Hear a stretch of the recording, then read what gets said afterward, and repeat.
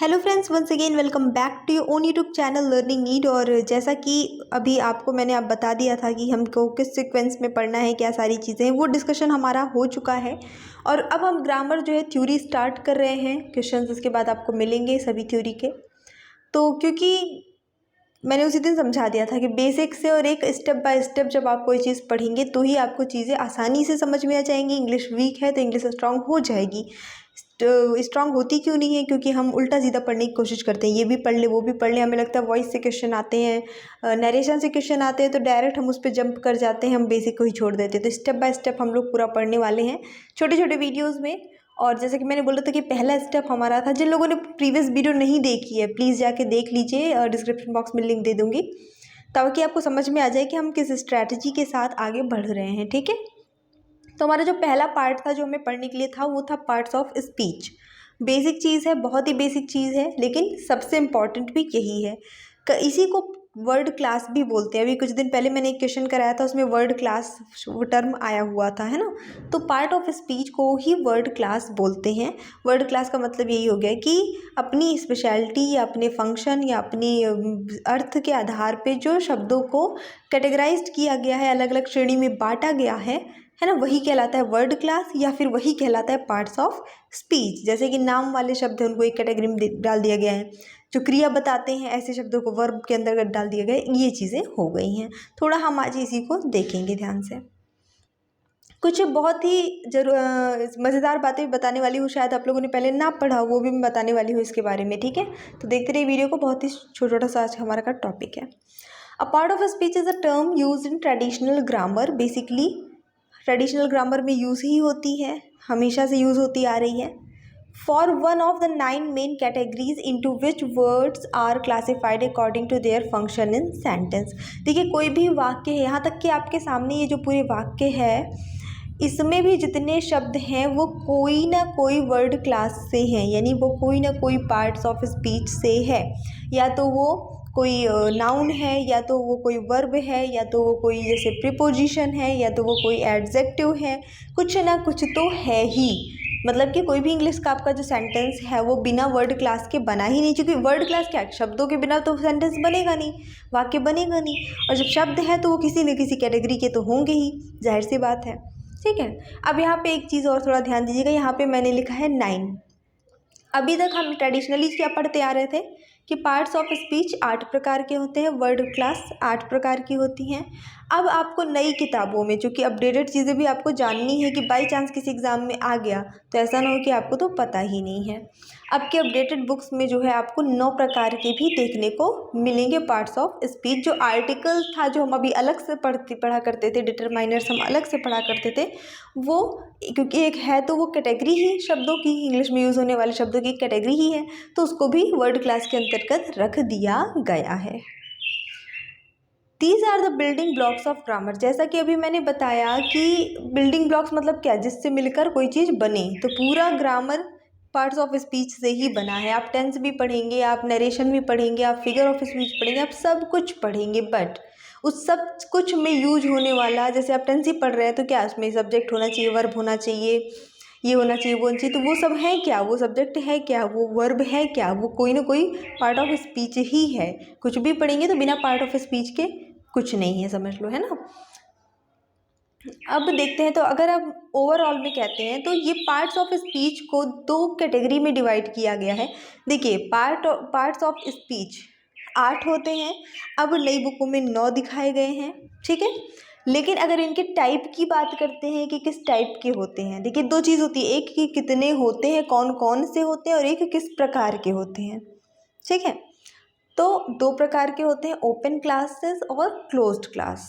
Word class है तो word class 2 प्रकार के होंगे, ओपन क्लास और क्लोज्ड क्लास। ये क्या होगा ये भी मैं आपको आखिरी स्लाइड में बताऊंगी। There are 9 parts of speech, ये मैंने बता दिया है। कौन कौन से वो 9 है? नाउन है, प्रोनाउन है, वर्ब है।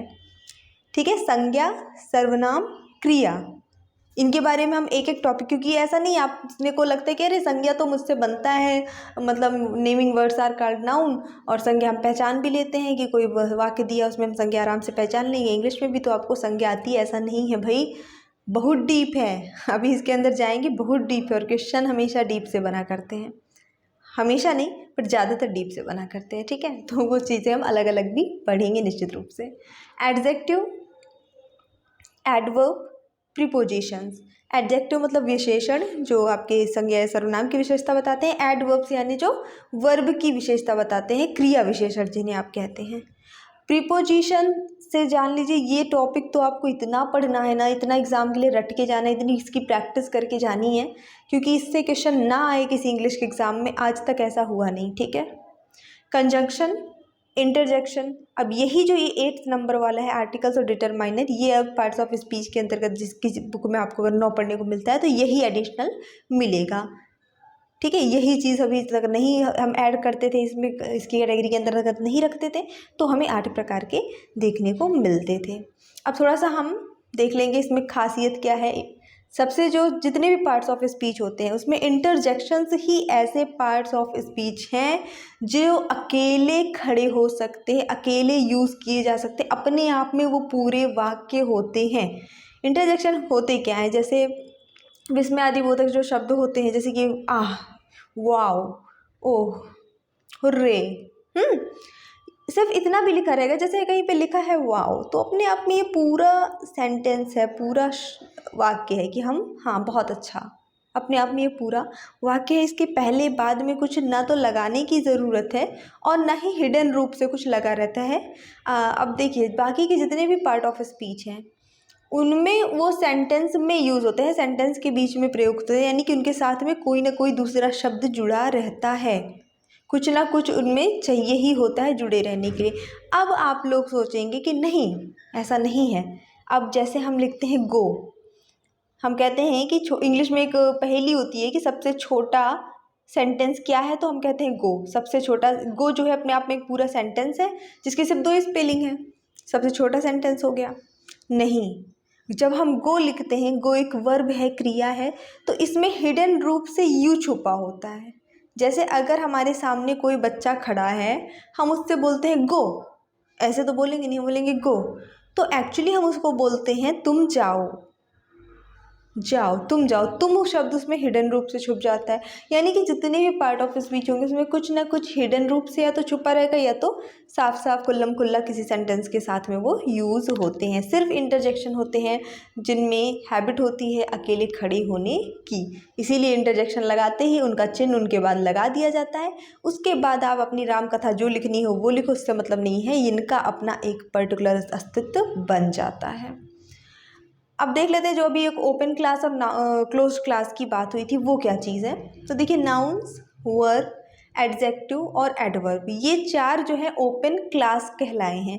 क्यों कहलाए हैं ये भी मैं बताऊंगी। जैसे आप जियोग्राफी में पढ़ते हैं ग्रहों के बारे में, ठीक है, आउटर इनर, ये सारी चीज़ें, तो उनकी विशेषता की वजह से होता है, ये बताएंगे अभी इसके बारे में, ठीक है। तो कौन कौन से है, पहले ये देख लीजिए। नाउन है, वर्ब है, एडजेक्टिव है, एडवर्ब है, मतलब कि संज्ञा रहेगा लेकिन सर्वनाम नहीं है, क्रिया रहेगी, क्रिया विशेषण रहेगा, और संज्ञा की विशेषता बताने वाले विशेषण रहेंगे, ये ओपन है। Pronoun, preposition, conjunctions, articles, determiners और इंटरजेक्शंस, ये क्लोज्ड क्लासेस कहलाते हैं। क्यों कहलाते हैं, ये उत्सुकता तो होगी मन में जानने के लिए, तो वीडियो को फटाफट से लाइक करिए। बस नेक्स्ट स्लाइड में बता रही हूँ कि क्यों कहलाते हैं। एक्चुअली ओपन क्लास का मतलब क्या होता है, जिनमें बदलाव किया जा सकता है, एडिटिंग की जा सकती है, बढ़ाया जा सकता है, ठीक है। मतलब कि जैसे नाउन शब्द ले लीजिए, नाउन का मतलब क्या होता है, नेमिंग वर्ड, किसी भी चीज़ का नाम है तो वो नाउन है। आए दिन हमें लगता है ना कि नया शब्द आया है, ठीक है, पहले ये शब्द यूज़ होता था, अब ये नए नए शब्द आ गए हैं। किसी भी चीज़ के लिए नए शब्द निरंतर डिक्शनरी में ऐड होते रहते हैं, आते रहते हैं, नए नए नाम आते रहते हैं चीज़ों के, है ना।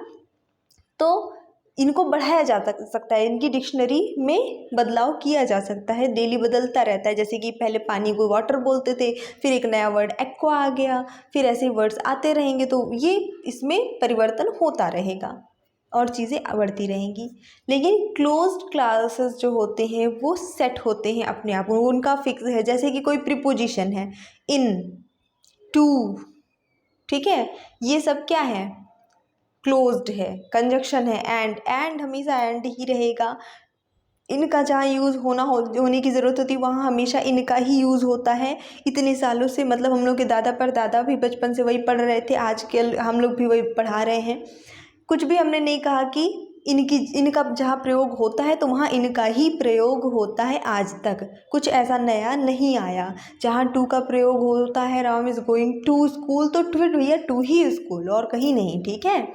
तो ये जो इस तरह के पार्ट्स ऑफ स्पीच हैं जिनमें कोई बदलाव नहीं आया है, नहीं आता है, नहीं आएगा, फिक्स रहेंगे, चाहे किसी में भी प्रयुक्त हों, इसी रूप में प्रयुक्त होंगे बेसिकली ज़्यादातर, वो आपके क्लोज्ड क्लासेस कहलाते हैं। मुझे पूरी उम्मीद है कि आज आपका पार्ट ऑफ स्पीच कितने टाइप के होते हैं, उनकी क्या कैटेगरी होती है। अभी तक आपने सिर्फ टाइप पढ़ा था, टाइप क्या पढ़ा था कि वो श्रेणी कितने भाग में डिवाइड है, कितने क्लास में डिवाइड है, 8 है कि 9 है, यही पढ़ा था।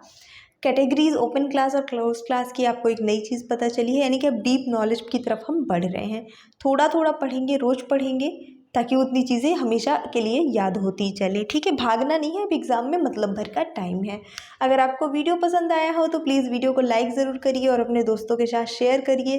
नीचे कमेंट करके हमारा थोड़ा मनोबल बढ़ाइए और चैनल को सब्सक्राइब ज़रूर करिएगा।